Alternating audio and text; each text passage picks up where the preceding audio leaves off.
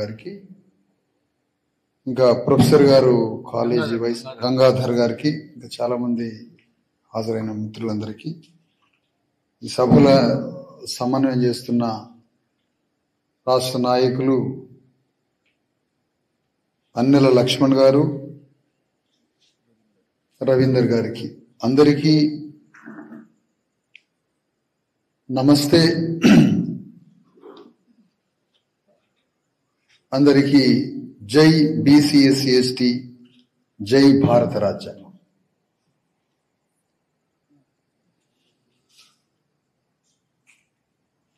ఈ సభ ద్వారా నాకెవరూ కృతజ్ఞతలు చెప్పొద్దు. హాజరైన మీ అందరికీ నేను కూడా కృతజ్ఞతలు ఏం చెప్పట్లేదు. ఇది స్వధర్మ ఉద్యమం. ధర్మాధర్మాల వలలో చిక్కుల్లో పడి స్వధర్మం తెలుసుకోకుండా అయోమయ దారిలో ఎటు పోతున్నామో, ఎటు ప్రయాణం చేస్తున్నామో, యుగయుగాలుగా అయోమయానికి గురవుతున్నా అణగారిన అమాయక ప్రజలకి స్వధర్మం చెప్పడానికి వచ్చాను. కాబట్టి ఎవరికి ఎవరు కృతజ్ఞతలు చెప్పుకునేది కాదు. ఇది 10 గంటల దాకా మీరున్నందుకు మీ అందరికీ కృతజ్ఞతలు నేనెందుకు చెప్పాలి అని ఈ మాట చెబుతున్నాను. ఏంటి స్వధర్మం అంటే? మహాభారత యుద్ధంలో ధర్మం పక్షాన అధర్మం పక్షాన ఇద్దరు అన్నదమ్ములే, కానీ దేశమంతా విడిపోయి ధర్మం పక్షాన కొందరు, అధర్మం పక్షాన కొందరు. కానీ సింహాసనం మారింది అన్నదమ్ముల మధ్య. వారిద్దరూ క్షత్రియ వర్గం. యుద్ధంలో పాల్గొని తలలు నరుక్కొని చనిపోయిన వారంతా ఈ దేశ మూలవాసులు, ఈ దేశ భూమి పుత్రులు, దేశ సంపదని సృష్టిస్తున్న స్వధర్మం తెలియక ధర్మాధర్మాల పేరుతో అంతమైపోయారు. మహాభారత యుద్ధం లాగానే ఇప్పటికీ అదే కొనసాగుతుంది. ధర్మం అని అధర్మం అని అన్నదమ్ములనే రాజ్య సింహాసనం మీద మారుస్తూ స్వధర్మం తెలియకుండా బలిపీఠం ఎక్కుతున్నాం. స్వధర్మం అంటే కురు పాండవుల్ని మనమే ఓడించి మనం సింహాసనం మీద కూర్చోవడమే స్వధర్మం. కానీ నిరంతర చర్చలన్నీ కౌరవులు గెలుస్తారా, పాండవులు గెలుస్తారా? ఇంట్లో, టీవీలో, ఛాయ్ దుకాణం దగ్గర, ఆఫీస్లో సెల్ ఫోన్ ఓపెన్ చేసిన 24 గంటలు దేశమంతా వాళ్ళిద్దరిలో ఎవరు గెలుస్తారని చర్చ. మనం కూర్చోవడం, మనం సింహాసనం మీద కూర్చోవడమే స్వధర్మ యుద్ధం, స్వధర్మ ఉద్యమం. అందుకని ఈ స్వధర్మ ఉద్యమానికి తెలంగాణ గడ్డ మీద ప్రాణం పోయారు.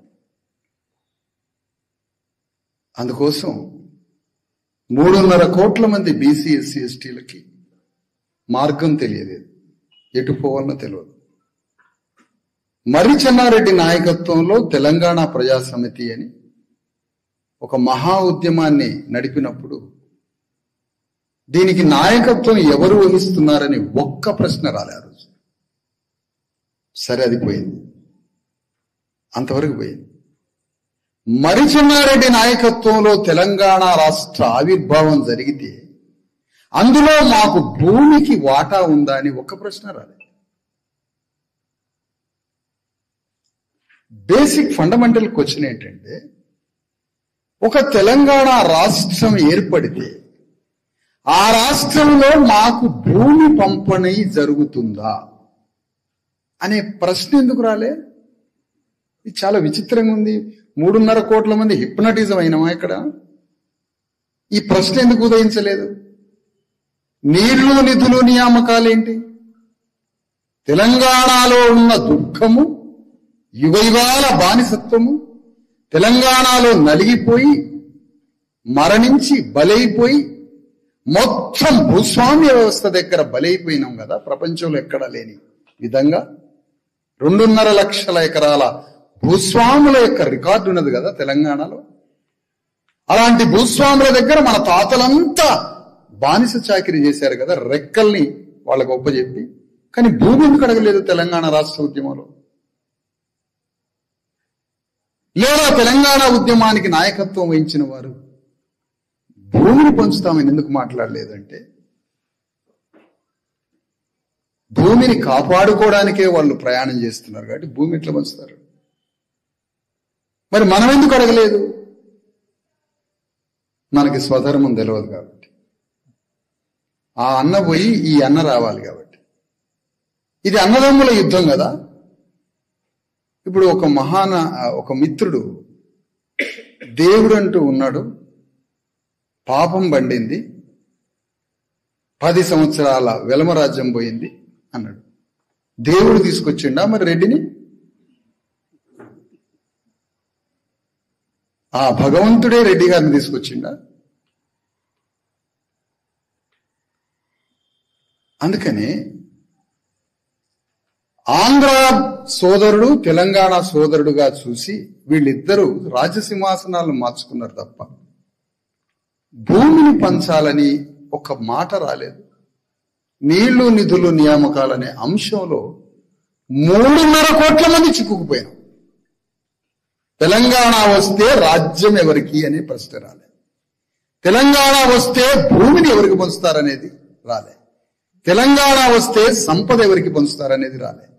తెలంగాణ వస్తే సమస్త 33 జిల్లాల కలెక్టర్లు, చీఫ్ సెక్రటరీ, డీజీపీ, మొత్తం ఒక 200 మంది బ్యూరోక్రాట్ ఆఫీసర్లు అనే బ్యూరోక్రసీ ఏ అణగారిన వర్గాల చేతిలో పెడతారనే ప్రశ్న రాలే. తెలంగాణ వస్తే శాసన వ్యవస్థ ఎవరి చేతిలో ఉంటుందనేది ప్రశ్న రాలే. శాసన వ్యవస్థ మర్చిపోయాను. తెలంగాణ భూమిని ఎందుకు పంచరనేది మర్చిపోయాను. తెలంగాణ రాజ్యం ఎవరికి వస్తుంది అనేది మర్చిపోయాను. తెలంగాణ బ్యూరోక్రసీ మర్చిపోయాను. అంత మర్చిపోయాను. నీళ్లు నిధులు నియామకాలనే ఒక ప్రాస మాటల చుట్టూ తిరిగి మా తెలంగాణ మాకు కావాలి, మా తెలంగాణ మాకు కావాలి. డాక్టర్ అంబేద్కర్ మనకు ఊరే లేదన్నాడు. నీ తెలంగాణ ఏడుంది అసలు? ఎక్కడున్నదో చెప్పండి. మా తెలంగాణ, మా తెలంగాణ మాకు కావాలన్నారు. మా అనే పదం ఎట్లా అంటాం మనం? మా తెలంగాణ అని మా తెలంగాణగా మార్చుకోవాలి మనం. తెలంగాణలో ఉన్న సమస్త అగ్రవర్ణాలు కలిసి ఆంధ్ర నాగరిక పెట్టుబడిదారి కమ్మారెడ్ల యొక్క ఆధిపత్య వివక్షతని కనిపెట్టిన తెలంగాణ రెడ్డి, తెలంగాణ వెలమ అగ్రవర్ణ దొరలు ఆంధ్ర వాళ్ళ వివక్షతని కనిపెట్టగలిగే చైతన్యం, ఆంధ్ర వాళ్ళ ద్వారా వివక్షతని కనిపెట్టి కేవలం ఒక 500 టీఎంసీల నీళ్లని అక్రమంగా తరలించుకుపోతున్నారని ఒక చిన్న దోపిడీలను చూపించి తెలంగాణలో అందరూ ఒకటై భారత ప్రభుత్వం మీద యుద్ధం చేస్తే పార్లమెంటులో తెలంగాణ చట్టం వస్తుంది. భారత ప్రభుత్వం మీద యుద్ధం చేయడానికి వెలమూళ్ళాడు సరిపోతారు. భారత ప్రభుత్వం మీద యుద్ధం చేయడానికి రెడ్డోళ్ళు ఎక్కడ సరిపోతారు?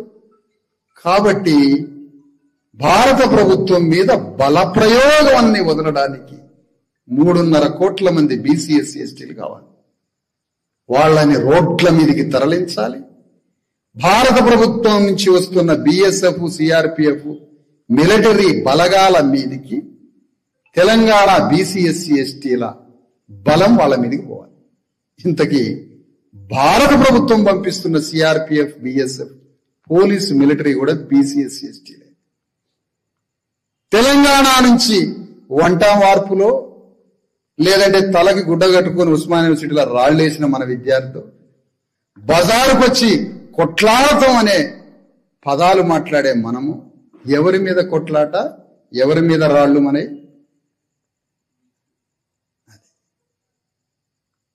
ఆ బీసీ ఎస్సీ ఎస్టీల బల ప్రయోగంతో భారత ప్రభుత్వం మీద యుద్ధానికి మరి చెన్నారెడ్డి సమయంలో పోయినాం, మాధవరెడ్డి సమయంలో పోయినాం, ఇంద్రారెడ్డి సమయంలో పోయినాం, మొన్నటి వెలమదొర దగ్గరికి పోయాం. ఆ యుద్ధం ముగిసి వచ్చిన రాజ్యం తమ సింహాసనం మీద కూర్చున్నారు. భూమిని పంచలే. రాజ్యాంగ సంస్కరణల ద్వారా అక్కడక్కడ మనకి భూమి వస్తే ఆ భూమిని కూడా తిరిగి ప్రభుత్వమే గుంజుకుంది. ఎందుకంటే మీరా అనేక ఉద్యమాల మీద తెలంగాణ భూస్వాముల మీదకి వచ్చి కమ్యూనిస్టు పార్టీ పేరు మీద, అంబేద్కర్ సంఘం పేరు మీద, నక్సలైట్ పేరు మీద ఈ బీసీ ఎస్సీ ఎస్టీలు భూ పోరాటాలు చేస్తారా మీరు? కాబట్టి భూమిని కూడా ప్రభుత్వ భూములు ఎక్కడైనా పంచితే ఆ భూములు కూడా తిరిగి తీసుకున్నారు. ఇక్కడ ప్రశ్న ఏంటంటే,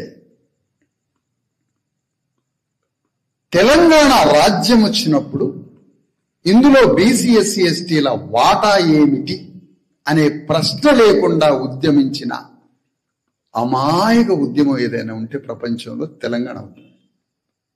కానీ తెలంగాణలో రాజకీయ చైతన్యం ప్రపంచంలో ఎవరికీ లేనంత చైతన్యం మాకుంది అంటారు.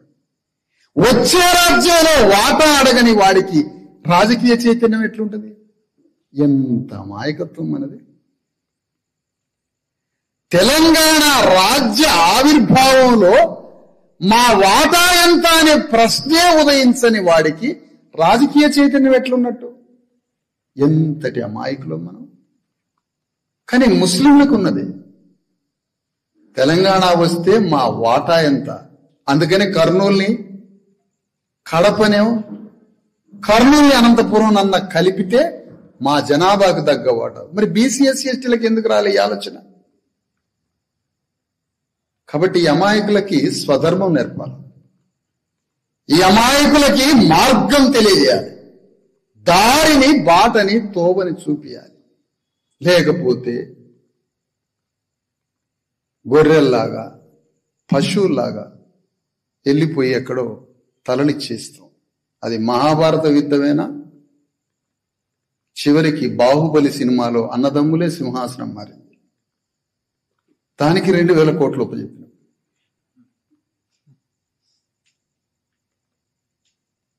ఎవడో త్రిపులార్ సినిమా చూసి తీస్తే ఆదిలాబాద్ జిల్లా స్టోరీతో వాడికో 2000 కోట్లు ఉపజెప్పి. ఏంటి అమాయకత్వం? రాజకీయ చైతన్యం ఉందంటారు ఏంటి మనకి? ఎంతమంది ప్రొఫెసర్లు, ఎంతమంది మేధావులు తెలంగాణ ఉద్యమంలో పాల్గొని, ఒక ఆయన ఇది ఫ్రెంచ్ ఉద్యమం అంటాడు. ఫ్రెంచ్ స్వేచ్ఛ, సమానత్వం, సౌభ్రాతృత్వ పునాదిగా ఏర్పడ్డ ఫ్రెంచ్ ఉద్యమాన్ని తీసుకొచ్చి తెలంగాణ ఉద్యమంతో సమానం అంటారు మీద. దానికి వ్యతిరేక ఉద్యమం తెలంగాణ ఉద్యమం. ఫ్రెంచ్ ఉద్యమానికి యాంటీ మూమెంట్ ఇది. ఇప్పుడు ఏం చేయాలి మరి? ఓకే, ఇప్పుడు ఏం చేయాలా? గతం గురించి మాట్లాడదామా? భవిష్యత్.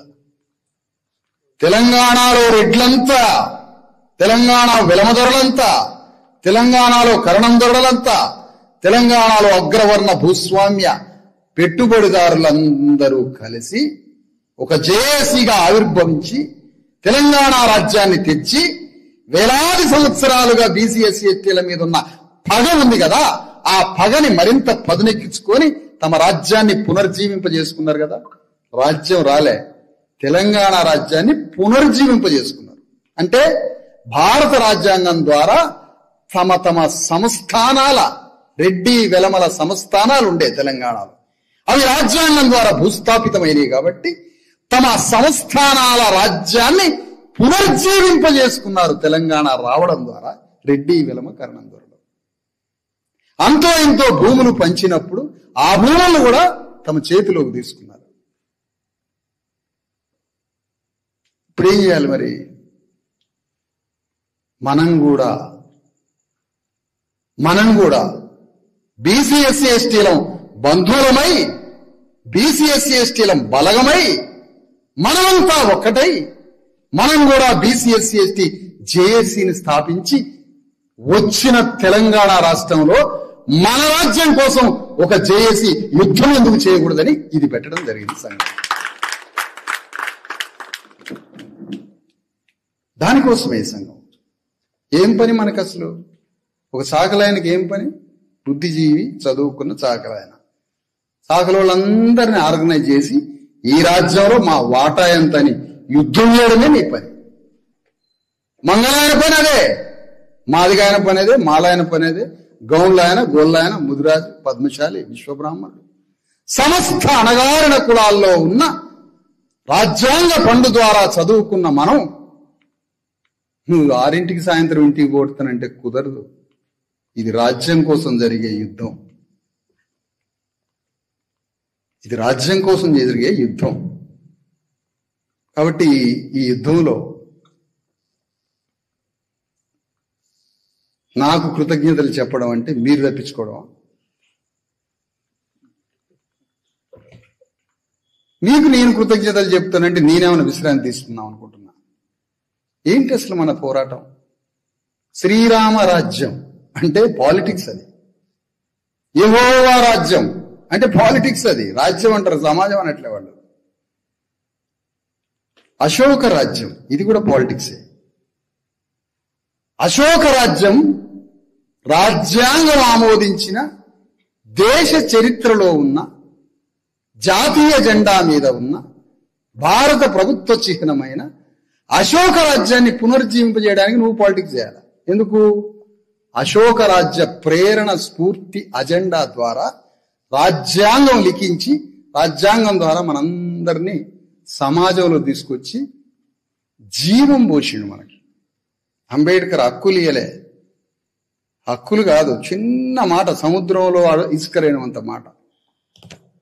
ఒక బలవంతుడి చేతిలో భూమి, రాజ్యం, సంపద తన నియంత్రణలో ఉన్నప్పుడు ఒక విప్లవకారుడు, ఒక ధిక్కార స్వరము, ఒక రాజ్యం కోసం చేసే యుద్ధము, ఒక సమానత్వ వాక్యము, ఒక ఆధ్యాత్మిక ప్రజాస్వామ్యం కోరుకునే ఒక గురువు, ఎవడో ఒకడు బలవంతుడి చేతిలో ఉన్న రాజ్యం మీద దండెత్తినప్పుడు అది లూజ్ అయిపోతుంది. అది లూజ్ అయ్యి రిలీజ్ అవుతుంది. దాంట్లో సంపద, భూమి, హక్కులు అది లూజ్ అయ్యి రిలీజ్ అయినప్పుడు ఆ బయటకు వచ్చిన భూమి ద్వారా, బయటకు వచ్చిన హక్కు ద్వారా, బయటకు వచ్చిన సంపద ద్వారా ఒకడి నోట్లోకి ఆహారం పోతుంది, ఒకడి స్వేచ్ఛ వస్తుంది, ఒకడి తిండి జరుగుతుంది. ఆ తిండి ద్వారా వారి శరీరం ద్వారా ఇంకొన్ని వందల శరీరాలు పుడతా ఉంటాయి. భారత సంపద మొత్తం, రాజ్యం మొత్తం 10% లేని అగ్రవర్ణ చేతిలో ఉన్న, బలవంతుల చేతిలో ఉన్న రాజ్యం సంపదని డాక్టర్ అంబేద్కర్ ఓటనే ఖడ్గం పెట్టి బద్దలు కొడితే దాంట్లో రిలీజ్ అయిన సంపదతో మనం జీవింపబడ్డాం. అంటే మనం ప్రాణం పోసుకుంది రాజ్యాంగం ద్వారా. మరి నీ పని ఏంటి? మరి ఇప్పుడు నీ పని, నీకు జీవం లేదు, ఇంతకుముందు నువ్వు లేవు, అసలు నీ పుట్టుకనే లేదు, నీ పుట్టుక లేదు, హక్కులెక్కడే నీకు. రాజ్యాంగం ద్వారా జీవింపబడ్డాం. రాజ్యాంగానికి ముందు మరొక ప్రశ్న, జ్యోతిరావు పూలే ప్రశ్న, అతని ద్వారా జీవింపబడ్డాం. సాహు మహారాజ్ ద్వారా జీవింపబడ్డాం. అంబేద్కర్ అంటే ఆ కళ్ళజోడు పెట్టుకున్న ఒక ముఖ చిత్రం కాదు. సామ్రాట్ అశోక చక్రవర్తి, బుద్ధుడు పైన జంబూద్వీప రాజ్యం దగ్గర నుంచి సాహు మహారాజ్ దాకా జరిగిన పోరాటం మొత్తానికి మానవ రూపం అంబేద్కర్, వాక్య రూపం రాజ్యాంగం. రాజ్యాంగం ద్వారా సంపద రిలీజ్ అయ్యి ఎస్సీలకి, ఎస్టీలకి, బీసీలకి అని వాటాలేషన్.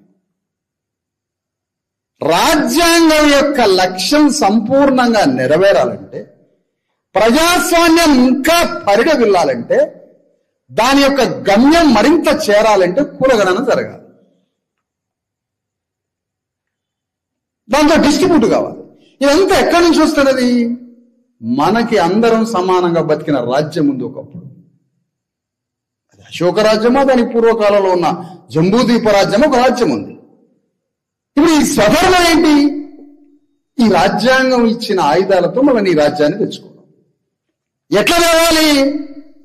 ఒక ఆలోచన ఇచ్చింది రాజ్యాంగం, ఒక హక్కు ఇచ్చింది. ఇప్పుడు తెలంగాణ గడ్డ మీద నీ జాతుల్ని రాజ్యానికి తెచ్చుకోవాలి. కూలినాలు పనిచేసేటానికి జ్ఞానం లేదు, రెక్కలు ముక్కలు చేసుకొని సాయంత్రం వచ్చి పోదిని పండుకుంటాడు. అందులో చదువుకున్న ఆయన ఉన్నాడు కదా, చదువుకున్న ఆయన కూడా పాపం నీళ్లు నిధులు నియామకాలు అడిగిరిగాడు. చదువుకున్న ఆయన ఒక పెద్ద ఈ గ్రామంలో చదువుకొని ఒక ఆయన బాగా చదువుకుంటూ సార్లు ఆయన వైస్ ప్రిన్సిపల్స్ దాకా పెద్ద స్థాయికే పోయాడు. పోయి ముఖానికి గుడ్డ పెట్టుకొని ఉస్మానియా యూనివర్సిటీకి వచ్చాడు. అరే నువ్వు ఫలానా దగ్గర ఆఫీసర్ లాగా అయినావు కదా పెద్ద. కాదు కాదు సార్, ఈ మిలిటరీ ఓడి మీద తెలంగాణ ఉద్యమంలో ఒక్క రాయన్న వేసిపోవాలి సార్ ఇంటికి అంటాడు. ఒక్క రాయన్న పోలీసు ఓడి మీద వేస్తాడట. ఒక్క రాయన్న వేసి తెలంగాణ ఉద్యమంలో నేను పాల్గొన్నా అని ఇంటికి పోతాడట. నువ్వు రాయేసేది ఎవరి మీద? ఆ కొడుకులు మనల్ని అనచడానికి వచ్చారు కదా సార్, వాడి మీద. ఎవరు అతను అన్న. అక్కడ పోలీసు వాడు ఉన్నాడు కదా సార్, ఆ పోలీసు దేహం అతను ఎవరు, ఏ సామాజిక వర్గం? రాయడానికి వచ్చింది ఒక చమార్. వాడిని పట్టుకొని పోయిన నేను అక్కడికి. పోలీసుని అడిగిన, మీరెక్కడ? రాజస్థాన్. నీదే క్యాస్ట్? చమార్ అన్నాడు. ఈ చమార్ రాయి ఆ చమార్ మీద వేస్తాడు. ఇదే మహాభారత యుద్ధం దగ్గర నుంచి ఇప్పటిదాకా. ఇప్పుడు తెలంగాణలో జేఏసీ కావాలి మన రాజ్యం కోసం. వాళ్ళు నరుకుతుంటారు, చెట్లను నరుకుతారు. చెట్లు మాట్లాడవు కాబట్టి నరుకుతారు. అడవి మొత్తాన్ని నరుకుతారు. అడవి మొత్తం నరకబడుతుంటే ఇంకొక పక్కనే చిగురిస్తుందట ఒక అడవి. అది చిగురిస్తుంది ఏంటి, అడవి నరకబడుతుంది ఏంటి? మమ్మల్ని నరుకుతున్నారు సార్, మమ్మల్ని నరుకుతున్నారు, మమ్మల్ని అల్లకల్లోలం చేస్తారు. నిర్మల్లో అల్లకల్లోలం చేస్తారు, మమ్మల్ని నరుకుతున్నారు. వాళ్ళు నరకట్లే, నువ్వు నరకబడతాను. వాళ్ళు నరకట్లే, నరకబడుతున్నావు. మరి ఇంకొక చిగురిస్తుంది ఏంటి అడవి అంటే అది కబంధ వనం. కబంధ హస్తాలంటే అర్థం ఏంటి? కబంధ వృక్షం మీదికి గొడ్డలు తీసుకొని ఎవడన్నా పోతే ఆ చెట్టే చేతులై వాడిని వాటేసుకుని చంపితే. ఒక్క చెట్టు గొడ్డలు తీసుకొని పోయేసరి అది వాటేసుకొని చంపింది. ఇక గొడ్డలు తీసుకొని ఎవడు పోట్లాడికి. ఆ అడవి పెరిగి పెద్దదవుతుంది. బీసీ ఎస్సీ ఎస్టీలు కబంధ వృక్షాలైతే అడవి పెరుగుతూ ఉంటుంది. మరి బానిసకి చైతన్యం లేదు కదా. నాకు ఓటు వేయలేదు సార్ ఎవడు. నువ్వు రాజకీయ ప్రత్యామ్నాయమా? నువ్వు ఊళ్ళో నీ లీడర్ ఉన్నాడా? నీకు గ్రామంలో లీడర్ ఉన్నాడా? నీకు నీ బాధంతా ఉపన్యాసాలు చెప్పుకుంటున్నావు.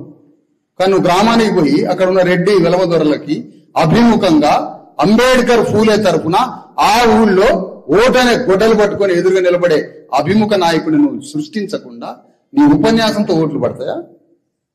నువ్వు అర్ధగంట ఉపన్యాసం చేయగానే ఓట్లు పడతాయా? అర్ధగంట కాదు, ఇది 2000 సంవత్సరాల సమాజం. దాన్ని బ్లాస్ట్ చేయాలంటే నీకు లీడర్ కావాలి ఊర్లో. ఆ లీడర్ని సృష్టించడానికే బీసీ ఎస్సీ ఎస్టీ జేఏసీ ఆవిర్భావం. చాకలాయన లీడర్ కావాలి. చాకలానికి మంగళానికి మధ్య ఒక సాంస్కృతిక ఒక ఆలోచన బంధం కావాలి. ఏం బంధం? నీకు అశోక రాజ్యం ఉంది, అదే బంధం. ఏ బంధంతో కలుపుతావు ఇద్దరిని? మనం బంధువులం. ఎప్పుడూ సమ్రాట్ అశోక రాజ్యంలో మనం బంధువులం. ఆ బంధుత్వాన్ని పునర్జీవింపజేయి. వాడి భూస్వామ్య రాజ్యాన్ని తెలంగాణ ద్వారా పునర్జీవింపజేసుకున్నప్పుడు ఇగో నీవు కూడా పునర్జీవింపజేసుకో నీ మానవ సంబంధాల, నీ ఆనాటి అశోక రాజ్యం. అదే రాజ్యాంగం యొక్క గమ్యం, డెస్టినీ పాయింట్ ఏంటి? అసలు భారత రాజ్యాంగం యొక్క సోల్ ఏంటి? దాని దీపస్తంభం ఏంటి? మనం యుద్ధ నౌకలమే, దీపస్తంభం లేదు. దీపస్తంభం కాబట్టి యుద్ధ నౌక అక్కడికి చేరుతుంది. మనం అంతా యుద్ధ నౌకలమే తెలంగాణలో. దీపస్తంభం కనిపించని యుద్ధ నౌక కాబట్టి మనది ముక్కలైపోద్ది టైటానిక్ లాగా. గమ్యం చేరదు, ఒడ్డుకు చేరదు. దీపస్తంభం కనపడనంత కాలం మనం యుద్ధ నౌకలమే కానీ తీరం చేరం. లాస్ట్కి నిధులు నియామకాలు అంటే అందులో పడిపోతాం. రేపు దక్షిణ భారతాన్ని ఒక రాజ్యం చేయాలని మళ్ళీ ఒక రెడ్డి అని బయలుదేరితే అందులో పడిపోతాం మనం.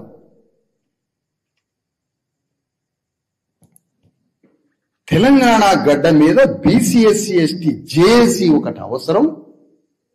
అదే అసలైన విప్లవం. కమ్యూనిస్ట్ పార్టీ కాదు, నక్సలైట్ పార్టీ కాదు. అది కాదు విప్లవం. బీసీ ఎస్సీ ఎస్టీ జేఏసీ గ్రామంలో ఉన్న ఆ రెడ్డి రావులు వీళ్లే గ్రామాన్ని ధ్వంసం చేసిందని చూపించాలనుకుంటుంది.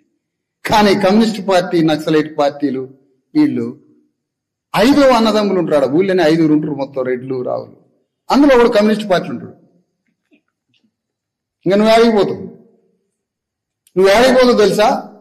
నువ్వు కమ్యూనిస్ట్ పార్టీ ఆయన దగ్గరికి పోతావుగా, రెడ్డి గారి దగ్గరికి, సార్ వీడి భూస్వామి ఇట్లా చేస్తాడని నువ్వు చెప్పుకునేది ఎవరికో తెలుసా? ఎవరు చెప్పుకుంటున్నావు? వాళ్ళ అన్నకి చెప్తున్నావు, వాళ్ళ అన్న గురించి చెప్తున్నావు కమ్యూనిస్ట్ పార్టీ ఆయనకి. వెంటనే వాళ్ళిద్దరు కలిసి నిన్ను ఖతం చేస్తారు. తెలంగాణ మొత్తం జరిగింది ఇదే. హోల్ తెలంగాణలో జరిగిన రక్తం అంతా వాళ్ళంతా ఒక్కటై, అది ఎన్కౌంటర్ రూపంలో కావచ్చు, మరో రూపంలో కావచ్చు, వాళ్ళంతా ఒక్కటై మనల్ని బలి తీసుకున్నారు. దీని నుంచి బయట పడాలి. నీ స్వధర్మం ఏంటో తెలుసుకోవాలి, లేకపోతే చాలా ప్రమాదం. తెలంగాణలో జరిగిన మొత్తం నష్టం అంతా అదే జరిగింది.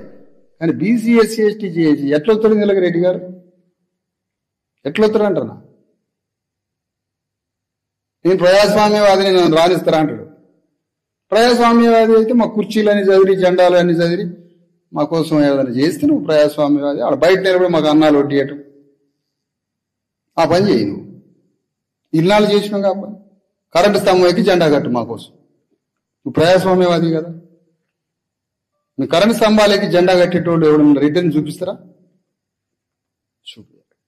కాబట్టి బీసీ ఎస్సీ ఎస్టీ జేఏసీ తెలంగాణలో భారత రాజ్యాంగాన్ని పునర్జీవింపజేస్తుంది, విప్లవాన్ని సృష్టిస్తుంది. బీసీ ఎస్సీ ఎస్టీల రాజ్యాన్ని నిర్మించి తెలంగాణ గడ్డ మీద ఉన్న 1 కోటి ఎకరాల భూమిని డిస్ట్రిబ్యూట్ చేస్తుంది. అది బీసీ ఎస్సీ ఎస్టీ జేఏసీ యొక్క కార్యక్రమం. ఉన్నదా 1 కోటి ఎకరాల భూమి? లేదా నువ్వు చెప్పు, నేను లెక్కలు చెప్తా. ఒక్క హైదరాబాదులో కేంద్ర రాష్ట్ర ప్రభుత్వ పరిశ్రమల దగ్గర పడాబడి ఉన్నది 1000 ఎకరాల భూమి. 1,00,000 ఎకరాలు ఉంటుంది. అది ఎవరికి చెందాలి? ఇప్పుడు ఎవడో కూడా అమ్ముకోవాలి. అది ఎవరికి అమ్ముతావు? నువ్వు డైరెక్ట్ అమ్ముకొని పైసలు తినవు. నువ్వు ఒక ప్రైవేట్ పరిశ్రమకు అమ్ముకుంటావు. వాడికి అమ్ముకున్నందుకు నీకు వాడికి మధ్య లావాదేవీలు జరుగుతాయి. మరి 30 లక్షల మందికి హైదరాబాద్లో నిలువ నీడలేదు. ఇది ఎవరు మాట్లాడాలి? అసలు మన పని ఏంటి? రోజువారి పని. ఛాయ్ దుకాణం కాడ ప్రతి టౌన్లో ఒక కాడ కలుస్తాం, ఆడ చర్చ చేస్తాం, ఛాయ్ తాగుతాం, మళ్ళీ రేపు ఛాయ్ కాడ కలుస్తాం. కానీ కార్యక్రమం ఏది? ఆ కార్యక్రమాన్ని రూపొందించాలి కదా. దానికోసం Telangana BC SC ST JAC మార్చి 31వ తారీఖున హైదరాబాద్లో మేధావులు, లాయర్లు, జస్టిస్లు, ప్రొఫెసర్లు అందరి మధ్యలో ఒక జేఏసీ అవసరం. తెలంగాణ గడ్డ మీద 50 సంవత్సరాల ఆంధ్రవాడి దోపిడీకే అల్లకల్లోలం చేసి 50 సంవత్సరాల దోపిడీకే, అది కూడా ఎవరిని దోపిడీ చేసిండు? ఆంధ్ర అగ్రవర్ణాలు తెలంగాణ అగ్రవర్ణాల రాజ్య పోరాటంలో కొంచెం డిఫరెన్సెస్ వచ్చింది. ఆ దోపిడీకే నువ్వు రాజ్యం తెచ్చుకున్నావు. ఆంధ్రవాడి 50 ఏళ్ల దోపిడీకే నువ్వు రాజ్యం తెచ్చుకుంటే 2000 సంవత్సరాలు ఈ దొరల భూస్వాముల కింద నలిగిపోయినోడికి రాజ్యం ఉందా? ఇంత ఫండమెంటల్ లాజికల్ వచ్చినది. నీ 50 ఇయర్స్కే 50 సంవత్సరాలకే ఆంధ్రవాడి మీదకి యుద్ధానికి పంపినావు. ఊళ్ళో ఉన్న భూస్వామిని మర్చిపోయి ఆంధ్రవాడి శత్రువు అని వాని మీదకి యుద్ధానికి పోయినావు. రాజ్యం వచ్చింది. ఆంధ్రవాడి దగ్గర నుంచి 1 రూపాయి రికవరీ అయిందా? ఆంధ్ర పెట్టుబడిదారులైన అగ్రవర్ణాల రాజ్యాన్ని దింపి తెలంగాణ భూస్వాముల రాజ్యం వచ్చిన తర్వాత 1 రూపాయి ఆంధ్ర పెట్టుబడిదారులైనటువంటి భూస్వాములైన రాజ్యాల్లో నుంచి 1 రూపాయి రికవరీ అయిందా? కాలే. అతన్ని పంపించినాం, ఆంధ్రుడిని పంపినాం. తెలంగాణ ఆయన వచ్చిండు రాజ్యంలోకి. తెలంగాణ ఆయన వచ్చిండు రాజ్యానికి. ఆయన వచ్చిన తర్వాత ఆయన దోపిడీ చేసిండు. ఇప్పుడు ఆయన పంపించడానికి ఒక ఆయన బయలుదేరాడు. అర్జెంటుగా దిగిపోవాలి. మనం అందరం దిగిపోవడం ఉద్యమంలో చేరినాం. మళ్ళా ఆయన దిగిపోయినాక 10 సంవత్సరాలు తెలంగాణ గడ్డని పీల్చి పిప్పి చేసిన వాడి దగ్గర 1 రూపాయి రికవరీ అయిందా? కానీ బీసీ ఎస్సీ ఎస్టీ రాజ్యం వస్తే కేసీఆర్ ని రేవంత్ రెడ్డిని ఒకే లాకప్ లేసి సీసీ కెమెరా పెట్టి ఈ ఇద్దరు దొంగలు ఏం మాట్లాడుకుంటున్నారో 3.5 కోట్ల మందికి బొమ్మ చూపిస్తాం. అది విప్లవం అంటే. విప్లవం వాంతో ఎట్లా వస్తుంది? విప్లవం పీడితులతో వస్తుంది. బాటం పీపుల్ ద్వారా విప్లవం వస్తుంది. ఏంటి అసలు మన పని ఏంటి, మన కార్యక్రమం ఏంటి? బీసీ ఎస్సీ ఎస్టీ జేఏసీ ఆవిర్భావం అయి హైదరాబాద్ లో వెంటనే తెలంగాణ గడ్డ మీద 1,00,000 కిలోమీటర్ల మా భూమి రథయాత్ర. ఇది మా భూమి, మా నెత్తురుతో మా చెమటతో తెలంగాణ భూమి, తెలంగాణ భూమిలో రక్తమే మాది. మా చెమటే ఎవరిది లేదు ఇందులో, ఎవరిది లేదు. ఏ భూస్వామి చెమట చుక్క లేదు ఇందులో, ఏ నెత్తురు చుక్క లేదు వాళ్ళది. వాళ్ళ భూస్వాముల చెమట చుక్క ఏమైనా వస్తే జిమ్ములలో కారుతుంది అంతే. జిమ్స్ లో జిమ్ము ఎక్సర్సైజ్ చేస్తేనే తెలంగాణ రెడ్డి గారి చెమట చుక్క కారుతుంది. మరి తెలంగాణలో మా భూమి రథయాత్రని పెట్టి చైనా కన్నా పెద్ద భూస్వాములు ఉన్నారు ఇక్కడ. ఉగ్రవాదులు, తీవ్రవాదులంటే మనుషుల ప్రాణాలు తీసేవాడని, చంపుతుడని, ఒక్క సెంటు భూమి లేకుండా యుగ యుగాలు ఒక భూస్వామి చేతిలో 1000 ఎకరాలు పెట్టుకొని యుగ యుగాలు మన తాతలు పోయి రెక్కలు తీసుకుపోయి వాని గడిలో ఒప్పజెప్పి రక్తం కరిగించి వాని కోసం చచ్చిపోయినాం కదా కోట్ల మంది. మరి ఆ రెడ్డి గారు, ఆ రావు గారు ఉగ్రవాది కాదా? ఆ రెడ్డి గారు, రావు గారు తీవ్రవాది కాదా? ఇంతమందిని పొట్టన పెట్టుకున్నాడు. రాజ్యాంగం వచ్చినా గదవడం చస్తే ఎవరు చంపిండని చట్టం వచ్చింది. రాజ్యాంగం రాకముందు కుక్క చేస్తుంది, పశువు చేస్తుంది, చంపినా చచ్చినా దాని లెక్క ఏమి ఉండదు, మనం చచ్చినా లెక్క ఉండదు. రాజ్యాంగం వచ్చినా కదా ఇండియన్ పీనల్ కోడ్ ఇవన్నీ వచ్చింది. ఎవరు చచ్చారు, ఎందుకు చచ్చారు, ఎవడు చంపారు, ఎవడు పుట్టిండు, ఎవడు చచ్చిండు అనే లెక్కలు వచ్చింది. అందుకనే మన యొక్క పని, మీ తాత తెలంగాణ గడ్డ మీద యుద్ధం చేసి అమాయక ఉద్యమాల్లో పాల్గొని చచ్చిండు. మన తాతల తండ్రులు మీ ఊర్లో ఉన్న భూస్వామి కింద నలిగిపోయి చచ్చిండ్రు. మరి ఏమిద్దాం మన తాతలకి? మన తాతలకి ఏమిద్దాం? మనం ఏమి ఇవ్వాలి మన తాతలకి? తాత పేరు మీద చెప్పి దినం కాడ కోటర్ సీసా తాగటమా కదా, సుక్క తాతకు పోయటమా? మన సుక్క తాతకి పోసి మనం కోటర్ తాగటమా అంటున్నా. రాజ్యమే నీ తాతకి, అదే మన తాతల ఆత్మకిచ్చేది ఘనమైన నివాళి. తాత, ఓ తండ్రి, నువ్వు పోరాడినవు, నీ శరీరం, నీ రక్తం, నీ చెమట మొత్తం అంకితం చేసినావు తెలంగాణకి. నీ ఆత్మ కూడా ఘోషిస్తుంది పైన. రాజ్యం తీసుకొచ్చి నీకు చూపిస్తుంది, కోటర సుక్కలు కాదు. అందుకని ఈ గడ్డ మీద వెంటనే బీసీ ఎస్సీ ఎస్టీ జేఏసీ ఆవిర్భావం, ఆ ఆవిర్భావాన్ని వెంటనే మా భూమి రథయాత్రగా ఆదిలాబాద్ జిల్లా నుంచి బయలుదేరి, ఆదిలాబాదట అంత అడివాట, ఇక్కడ పాపం అమాయక ఆదివాసులు ఉంటారట. ఆదిలాబాద్ అంతా అగ్రకులాలది. కారడవిలో, చిట్టడవిలో గోదావరి నదికి ఇరువైపున వెలమ రాజ్యాలు, రెడ్డి రాజ్యాలు. ఇక్కడ ప్రకృతిని మలచి తొలచి ప్రకృతిని తయారు చేసి మానవుడికి అందియడం శూద్రుల పని రోజు. ఆ శూద్రుని అడవిలో పోనీయకుండా చేస్తావా? అంటే వడ్లాయన ఎట్లా పోవాలా, కుమరాయన ఎట్లా పోవాలా వీటికి, అడవులకి? వీళ్ళని పోనీయకుండా చేస్తారట. పాలకుడు అంటారా ఎవరినన్నా వీడిని కట్టేసి కొట్టాలి వీళ్ళని. యూరప్ దేశం, ప్రపంచం అంతా ముందు అడవి మొత్తాన్ని మానవుడికి కావలసిన విధంగా మలచి తొలచి ఒలిచి తీసుకొచ్చి మనకి ఇస్తుండ్రే శూద్రులంతా. వాళ్ళ అడవికి పోవద్దంటడా? ఎంత ఘోరం! పాలకులైన ఐఏఎస్ ఆఫీసర్లకేమో బుద్ధి ఉండదు, వాడికేమో మానవత్వం ఉండదు. పాలకుడు వీళ్ళిద్దరు కలిసి చట్టాలు తయారు చేస్తారు. పులిని ఊరు నిలబడతారట. వాళ్ళకి తెలుసో లేదో ఎనిమల్ సైకాలజీ. ఎనిమల్ సైకాలజీ తెలియదు వీళ్ళకి. అడవిలో క్రూర మృగాలు కూడా ఆదివాసిని చూసి సైడ్కి వెళ్ళిపోతాయి. ఇంకా మీదికి వస్తే ఇంతలా కర్రను తీసుకొచ్చి పులి నోట్ల పెట్టి కత్తి పెట్టి గొంతు కోస్తారు మనోళ్ళు. పులిని చంపిన చరిత్ర ఉంది మనకి. పులిని చూపించి ఊరు నెలగొట్టడం ఏంటి? సిగ్గున ధర మీకు ప్రభుత్వాలకి. పులితో కొట్లాడి పులిని చంపిన జాతులమ్మ. పులిని చూపించి ఊర్లను వెళ్ళగొడతారట. ఇది పాలన అంటారా ఎవడన్నా? ఇది ఎవరు ప్రశ్నించాలి? ఎట్లా నిద్రపడుతుంది మనకి?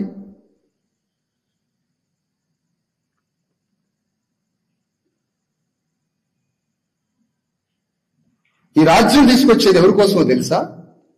నీ కడుపున పుట్టిన బిడ్డల కోసమే, ఎవరి కోసమో కాదు.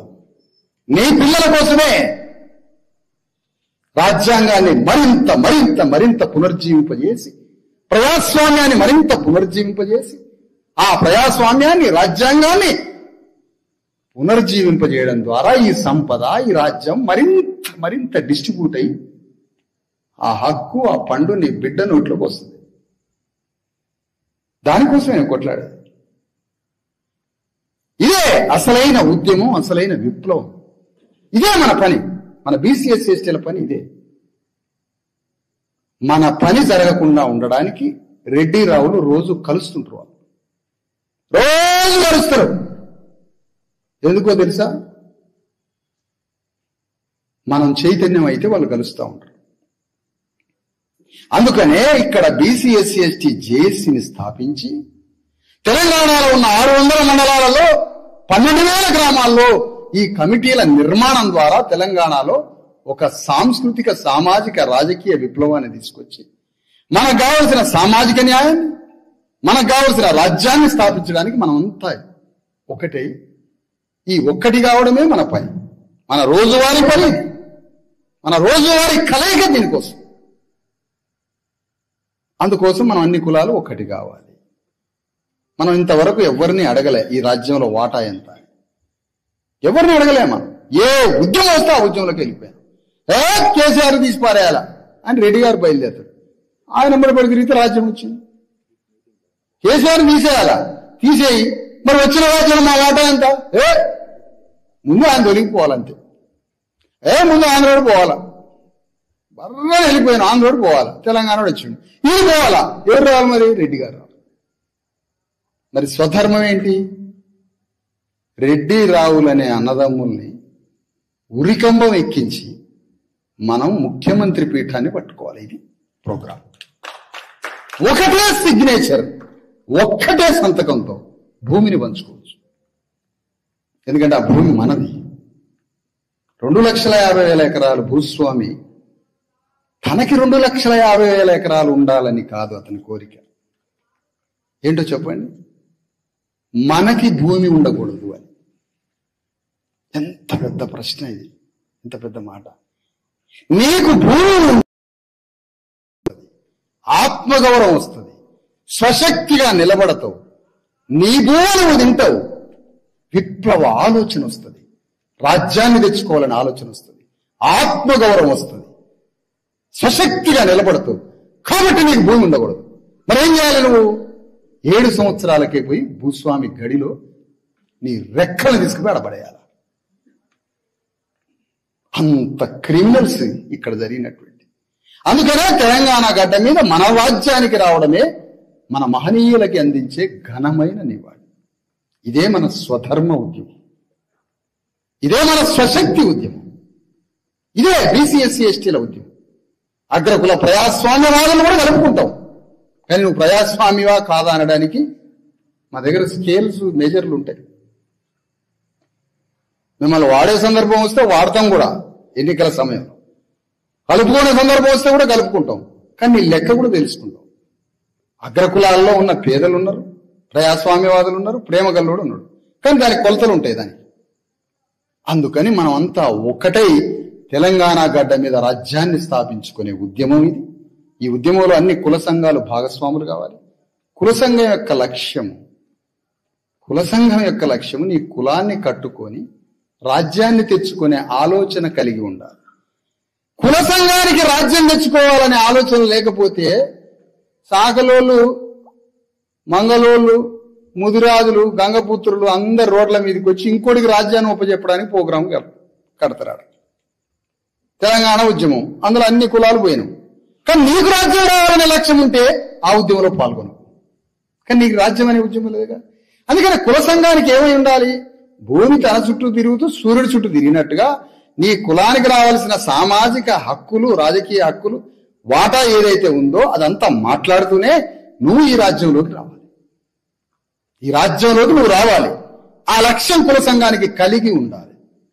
లేకపోతే ఆ కుల సంఘం, విడివిడిగా ఉన్న కుల సంఘం కట్టగట్టుకొని పోయి అగ్ర కులాలకి ఒప్పజెప్పడానికి ఆ కుల సంఘం ఏర్పడ్డట్టు అర్థం, రాజ్య లక్ష్యం లేకపోతే. దానికోసం ఆలోచించమని కోరుతున్నా. మా భూమి రథయాత్ర నిర్మల్ జిల్లాలో మండలాల్లో, గ్రామాలకు పోయి ఈ విషయాలు చెబుదాం అనుకుంటున్నా. 1000 మంది వచ్చినప్పుడు చెప్తాను, ఒక్కడిని నిలబడ్డప్పుడు చెప్తాను. ఎందుకు?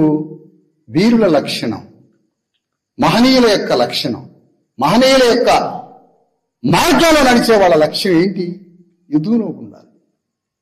కాబట్టి అందరూ ఈ ఉద్యమంలో పాల్గొనాలని కోరుతున్నాం. ఈ మా భూమి రథయాత్రలో పాల్గొనడమే కాకుండా తెలంగాణ గడ్డ మీద ఈ ఉద్యమాన్ని, దీన్ని పునర్జీవింపజేసి బీసీ, ఎస్సీ, ఎస్టీ, జేఏసీలు గ్రామ కమిటీల వరకు వెళ్ళిపోయి ఆ గ్రామ కమిటీలో కూర్చుంటాం. గ్రామాల్లోకి ఏది వచ్చినా ఏంది మా సంగతి, చెరువు వచ్చినా చెరువులో చేపలు పంచుకోవాలన్నా, లేకపోతే ఏది వచ్చినా కూడా దీంట్లో మా సంగతి ఏందిరా నాయన, ఏంది అసలు? ప్రతి దాంట్లో డిస్ట్రిబ్యూషన్ అడగాలి మనం. ఇది పార్టీ అడుగుతుందా? అడగదు. 3.5 కోట్ల మంది, 90% మంది ప్రజలున్నాక ఈ ప్రజలకు బీసీ, ఎస్సీ, ఎస్టీ, జేఏసీ ఎందుకు పెట్టాల్సి వచ్చింది అంటే ఈ 90% పక్షాన ఏ పార్టీ వాడు లేడు కాబట్టి, ఏ పార్టీ వాడు లేడు కాబట్టి, మీరంతా ఒక్కటే కాబట్టి, మీరంతా 10% ప్రజలకే ప్రతినిధులు కాబట్టి మేము ఈ జేఏసీ పెట్టాల్సి వచ్చింది. మేము అడుగుతాం, ప్రతి దాంట్లో డిస్ట్రిబ్యూషన్ అడుగుతాం, ప్రతి దాంట్లో వాటా అడుగుతాం. ఆ వాటా అడగడానికి జేఏసీ, అంతిమంగా రాజ్యాన్ని తెచ్చుకోవడానికి జేఏసీ. ఇదే తెలంగాణలో మన అయ్యలకి, అమ్మలకి, మన పూర్వీకులకి, మన మహనీయులకి అందించే ఘనమైన నివాళిని తెలియజేస్తూ అందరి దగ్గర సెలవు తీసుకుంటాం.